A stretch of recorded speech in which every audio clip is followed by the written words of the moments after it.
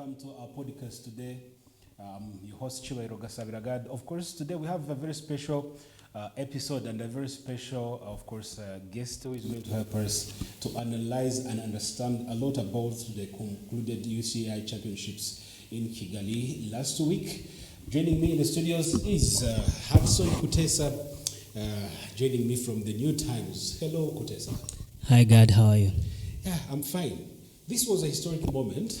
I mean, the UCI World Championships. The first time Africa hosted the prestigious event, of course, from breathtaking climbs on the Kigali circuit to surprising podium finishes and discussions about the future African cycling. This is what we're going to be talking about. There is so much to unpack in this episode, and that's why we are with Hudson Kutesa. Kutesa, my first question is going to be on Rwanda itself. This was the first time the UCI Road World Championships came to Africa. From your perspective, what does this mean for Rwanda and, of course, the African continent in the cycling sport? Yeah, it was really historic. What I can say is that it showed that Africa can do a lot in terms of hosting such events of a high caliber. But in addition to that, it shows that Rwanda is increasingly having more soft power, if I can use that word. Yeah. The influence of this small nation is continuing, to go actually even beyond the continent itself to the world, because this is not a very, very common occurrence that a nation like Rwanda is hosting. It's the first in Africa, so it really showcases not just the power of the country, but the continent as well. That's the very best part of Rwanda, because Rwanda has been trying to prove to the world that Africa can also do better in terms of hosting big events. Of course, yeah. Which has been also controversial, because some people out there in Europe and most of the western part of the world have been criticizing and making critiques about Rwanda that cannot host such a big event. Yeah, I mean, some critics come from, the political side, but others are coming, from, the side of hate and not, wishing such a small country like Rwanda to achieve great things. I can talk about a certain article that I saw in the media recently. They said that the talking of Rwanda as a sports washing country is also like a form of colonialism, really, because they think, okay, you don't deserve this. If you do it, then you're sports washing. We are going to come to that on the part of the human rights criticism and sports washing allegations. We're coming to that in our last part of this episode. What I want us to talk about first is how Rwanda was able to manage all the critics and prove people wrong, according to what was in the media, particularly in the Western media. What do you think Rwanda is about or is looking for in terms of hosting these big events, hosting world-class events? We saw this when Rwanda hosted FIFA Congress. You remember that? Yeah, I do. Yes. Rwanda also hosted CHOGM, if I remember very well. And very many high-level meetings have been really happening on the soil of Rwanda. What do you think Rwanda is looking for in these events? Yeah, I think the most important thing is to promote itself as a world-class venue for tourism, yes, for travel, but also really for people who would want to invest in the country. So these events showcase what Rwanda has to offer to the outside world in terms of facilities, in terms of infrastructure, in terms of its people. That's really the most important thing that I see in hosting such events. Let's go to the course and the conditions of the championship. The Kigali route was considered one of the toughest ever. Yeah. With brutal climbs, and of course, and cobbles. How did you see the terrain shaping the competition and the riders' strategies? I think I heard riders say that the roads were good. I heard one, though, say that the cobbles were not that great because they were not even quite aligned. One cobble can be a little bit above the other and such stuff. So, but all in all, that also gives you experience. If you're a football fan, you don't want to watch a match that is very, very easy. You want to watch when, for example, Madrid is playing Barcelona. So these roads gave them the challenge and proved the best out of them. So, and it gave the best show, I think, to the fans, not just here, but also outside there. And of course, on the visuals, the Cobos could give nice visuals when we were watching live the championship, right? You could see maybe when Pogacar was about to arrive on the finishing line, and then you could see him almost like climbing a mountain, and his face appears on the screen. Yeah. I think in terms of visuals, that was also one of the best things we had about the terrain. Mm-hmm. So I think Rwanda being the country of 1,000 hills, right? Yeah. Also was proven here in this championship. Yeah, absolutely. And actually, some riders went back home knowing the name, because I was listening. Was it to Pogacar, and he talked about that. Yeah, even Evan Powell, Remco. Yeah.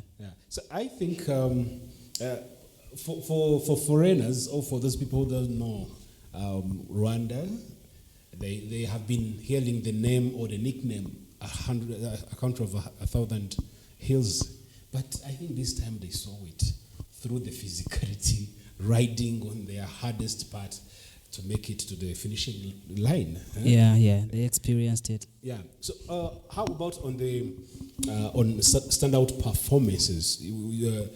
Today, Pogacar, you saw him. He was defending his world championship of last year. He was defending his title with a long solo attack. He attacked in 100 kilometers to the finishing line. And we saw some surprising podium finishes, of course, like Ben Hill of Ireland, who won the bronze medal. Which performance stood out most to you, and why? Particularly on the last day? Yes. No, I think Pogacar really stood out. The way that he led them for such a long time, not giving up, but also being really confident that, you know what, I'm bringing this home. For me, that really stood out, because he's not even like competing against people Anyone in the group. Absolutely. Yeah. And yet you know that these are elite people that he's really riding in the race with. So for me, that really stood out. I also really like how these guys were interacting with the fans. I attended one fan zone. Yeah, in Nyamirambo. One rider was throwing a bottle out there. That's like giving you a shot if you're a football fan. Yeah, it's really kind of gifting. Yeah, it's like gifting. In cycling sport, they call it gifting, because it's like they're encouraging and inspiring the young people to join the cycling sport, like giving you a jazz in football, giving you the shot. Giving you a shot, and you feel like, oh, wow, I wish I can be like him. I wish I can be like, my favorite player. So that's what it is in cyclism. When they throw you a bottle of water, then that means they're gifting and inspiring you to step in their footsteps. Wow. That's what it means. Continue the story. Yeah, absolutely. So it was an amazing kind of thing to see all the things that took place here in Kigali. For me in particular, I like how Evan Powell is very, very strong. Competitive. Very competitive. Yes. Even with the challenges that he faced during the final day, he still pushed and got the silver. But do you think he was going to catch Pogacar if his bicycle didn't fade him? It was going to be tighter. That's what I can promise you. I'm not sure who would have won, but we would have got something better. The finish would have been more competitive. We could have seen maybe a sprint. A sprint, yeah. Oh, all right. Now, let's go to the African cyclists. Almost 36 countries in Africa attended. And how did the African and especially Rwandan riders perform, and what did their showing tell about where local talent stands today compared to the global field? It showed that we are still really behind. Yeah, no one is going to downplay that. We are behind in terms of cycling. I don't think you saw any African on that podium. No one on the podium. The best performance Africa had was in the women under 23. Yes. This Ethiopian, I Ethiopian don't remember the woman, name. yes. Who came eighth. I was watching that and I really felt proud of that. She came Ethiopian. eighth, but in the first rounds, she was really competing and she was leading the peloton for almost like 30 minutes and kept on struggling until the last laps, like three of them, last 3 laps, where we didn't see her anymore. And the last one, she was among the second group to appear or to finish, to appear on the finishing line. But I think we still have a long way to go, man. We really have a long way. I think the talent is there. For example, if you look at that Ethiopian girl who was number 8, Ethiopians are endurance runners. We can see that. They have that gas, they have that power, really. But the problem is they don't have the skills in terms of cycling. If such countries like Ethiopia, Eritrea, Kenya invested more in cycling, they would take medals on the global stage because they have the physicality, they have what it takes. All right. This championship, for the very first time, technology was used. I mean, GPS to be specific. The championship introduced GPS tracking for all riders on the way, riding, among other innovations. How do you think new technologies are changing the sport for both safety and competition? Because these GPSs, they were given to them for their safety during the ride. No, these technologies are improving a lot of things. Sports is going to be much more different than what we used to know. And for me as a fan, the things that stood out for me in terms of technology were those that are related to experience, the fans' experience. Yes. I mean, the fact that all of us could stream this on YouTube and on various platforms where it was. I could be walking in the road and watching UCI. For me, that is just amazing. The fact that we have fast internet here and we can, follow anytime that we want. But also really the fact that these guys are using GPS and they are safe on the road. Yeah, because maybe to be honest, like when these guys are riding, the cameras and of course the inspectors, they go with the first groups. So those who are left behind, sometimes they don't have someone to care about them. So some would face problems on the roads, riding, and maybe because they are in the last group or the behind group, they couldn't get help from anyone. So this time, they could see your GPS. Maybe your GPS is not moving. Now they could understand that something is happening to the rider, and then they could reach out to him or her where he is. So that's why the GPS was introduced this time, which has never been there before. A good thing, I think. Absolutely. Yeah, but on the cycling development in Africa, do you believe hosting this event will lead to more investment in cycling academies, sponsorships and opportunities for young African riders? Yeah, it showed what Africa can do, but it also showed the need that is there, because when these officials came here, they saw that there is a lot of interest in cycling, but what we don't have are the facilities, the equipment, the bikes, the training centers, and I think it has given them food for thought regarding the next step of what should be done in Africa to promote the game of cycling. I think even the president of Rwanda talked about it in his speeches, the first speech in the opening ceremony, and even his speech, the gala dinner. He repeated it again. He's saying that it's high time that people invest in sports, particularly cycling, because he said we have a lot of youth, and these youth need to be supported. The youth are focusing on sports, so we should really know what to give to our youth. And to you, Hudson, how do you connect both youth and sport? No, I don't need to connect them. They are already connected. I mean, the youth really love sports. Their bodies are strong. They have a great interest in sports.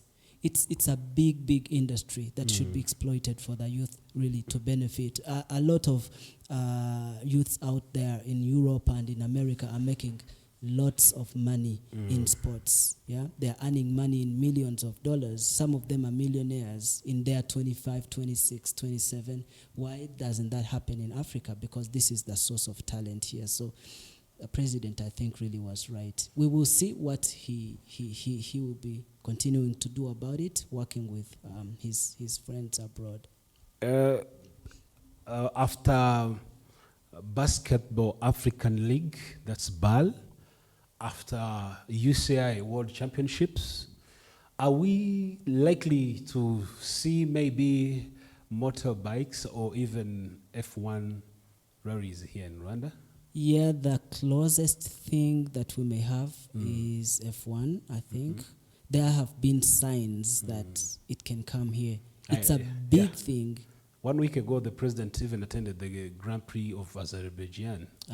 Yeah, absolutely. Yeah, it's in Baku, right? Baku, the capital city of Azerbaijan. Yeah. Attending it really triggered something about F1 in Rwanda. No, I mean, you have to connect dots. A lot of things have been happening since they announced that Rwanda was trying to bid for the hosting rights. From then, I think the foreign minister also visited another country, and he went to the track, and he was looking at the races. But also recently, the fact that he went there during the time of the F1 itself suggests that the things are on good track. We may have it. Yes. Now, let's talk about on the legacies and, of course, the wider impact. So beyond the races themselves, what lasting legacy do you think this championship will leave for Rwanda in particular, both in sport, of course, and in how the world views the country? The legacy is already there. Being the first country in Africa to host this, it's opening doors for others. I think this moment will be remembered later. If other African countries start to host it on a regular basis, they will say, Rwanda broke the ground for us. Rwanda broke the ice for us, because it has been there for 125 years. Yeah. No one has hosted it. Someone needed to break the ice. For me, that's the biggest legacy, that Rwanda broke the ice. Now other African countries are going to start thinking about it themselves. There's something very amazing that happened in Rwanda people didn't know. You know, Rwanda hosted UCI World Championships. That's one event. In the same week, Rwanda hosted the UCI Congress, where they voted for La Partie for the second term. Yeah. The same thing, the UCI introduced their first championships in Rwanda, including under 23 women and men races. Yeah, for the first time. The thing is, Rwanda in 1 week had more than 3 events being hosted on the soil of Africa. I think this has some legacy to leave behind. The riders, specifically Pogacar and Remiko, who was the second to him, when they were interviewed, they were saying that it's something we never expected. But to be clear, it's obvious that Africa can also do better. So it's high time to give Africa also to show what they can do. Absolutely. Yeah. So I think that was one good thing to do. And then on our last part of this episode, let's talk about on the human rights criticism and, of course, sports washing allegations. Hosting the UCI World Championships in Rwanda marked a historic first for Africa. Of course, we know that. However, the event has also attracted criticism from human rights organizations, which allege that the Rwandan government uses such international events to divert attention from its human rights records that are being recorded in the reports of Amnesty International and Human Rights Council in the UN and other organizations. So how do you perceive the balance between the celebrating Rwanda in hosting a global sports event like this one and addressing these serious concerns about human rights? I think this talk has been there for a while. Even when the UCI was starting, even when it was in the middle, even when it was being concluded, we had a lot of people out there criticizing this. But what I think stands out is the fact that these are people that are already known to be like criticizing Rwanda professionally. It's what they do, like for a living, right? Yeah, sure. So they have to look out, for example, for something negative, even amidst a lot of positive things that are happening. They have to look out for something to put in their song, the lyrics, so that they continue to have a song and to have money to earn and such stuff. Seems like it's about politics more than it is even about Africa or about Rwanda itself. It's something that concerns the interests of the people talking.